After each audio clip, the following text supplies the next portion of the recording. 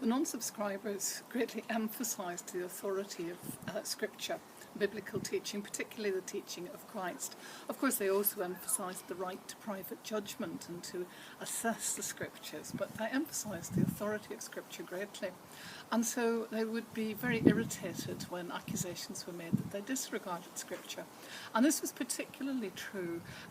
Montgomery led a particular resistance to the idea that was put forward by some more orthodox Presbyterians that the non-subscribers at the time of the Remonstrance and thereabouts were following and using a biblical translation produced by a man called Belsham in 1808, and this was considered to be a Unitarian or an Arian translation. So we can see here again Montgomery is resisting certain trajectories in English Unitarianism and insisting on the Christian Unitarianism of the Irish non-subscribers. But when we think about biblical authority, what do we mean? Well, generally speaking, we think about the King James Version, the authorised version as it's often called. And this is my facsimile edition of the King James Bible of 1611, when the translation commissioned by King James was first produced. And this translation actually draws on much earlier translations. There were several earlier translations, one called the Bishop's Bible, one called the Geneva Bible of 1560. And the King James translation deliberately sought continuity with these earlier versions. In particular, the Geneva Bible, you'll find many passages are directly comparable to the passages in the King James. And this was, as I say, a perfectly deliberate decision to try to have consistency between these earlier translations and this new one. But one feature of the 1611 edition is that in the middle we find a set of books called the Apocrypha. These are not usually included in versions of the King James or in fact other translations of the Bible that are usually current in the non-subscribing churches today.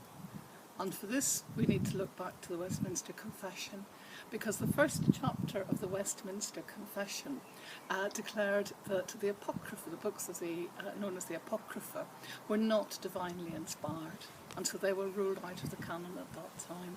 And that continued to be the case for many Protestant churches. Not the case throughout Christianity, but in many Protestant churches we don't find the Apocrypha featured in translations. So the authorised version that the 19th century people were using was not the same as that authorised version that appeared in the 17th century.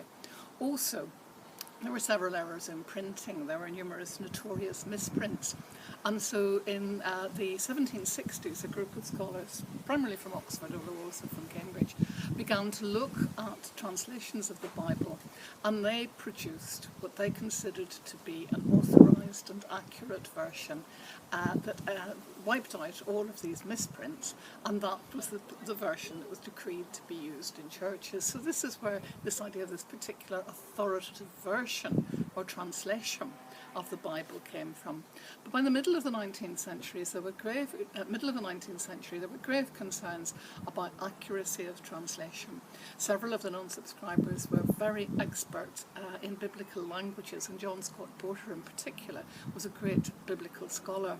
And he was very concerned about the accuracy, not about the majesty or the beauty of the King James Version, but about aspects of its accuracy. And members of the Synod of Munster were concerned about this. And in 1856, a man called Haywood brought a motion to Westminster, to Parliament, seeking royal commission for a more accurate version of biblical translation. And this was supported to the Synod of Munster to the extent that the Dublin ministers set up a committee to send a petition in support of Mr. Haywood. And Mr. Haywood did speak in Parliament in July 1856. You can find the transcript in Hansford if you wish, arguing that a royal commission be set up to establish a more accurate translation of the Bible. He was opposed by someone called Sir Gregory Gray, and his argument was that this would unsettle the faith of the people. The public opinion wasn't behind this.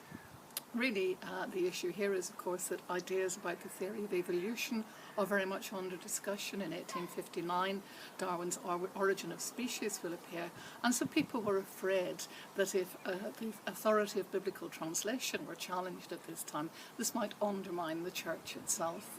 And so the question was set aside. Mr. Hayward withdrew his motion, but several people continued to argue in favour of a more accurate biblical translation, and John Scott Porter was foremost among them. And so we find that by 1870, the Bishop of Winchester is looking into this question, and a decade later, revised versions of the authorised version begin to appear. Of course, nowadays we have several translations. When I was a student, in addition to studying biblical languages and trying to understand some of the issues about the refinements of accuracy of translation from Hebrew and Greek, we were encouraged to use a version called the Revised Standard Version, as this is regarded as the most accurate translation now. My own preference really is for the English Standard Version, which I think retains the poetry of the King James and of the Geneva Bible earlier than that again, but which perhaps sacrifices some of the accuracy, but is not as archaic in its language as the older versions. And of course, Moneyreagh favours the New Living Translation, a wonderful, vibrant translation that really brings biblical teachings right up into the present time.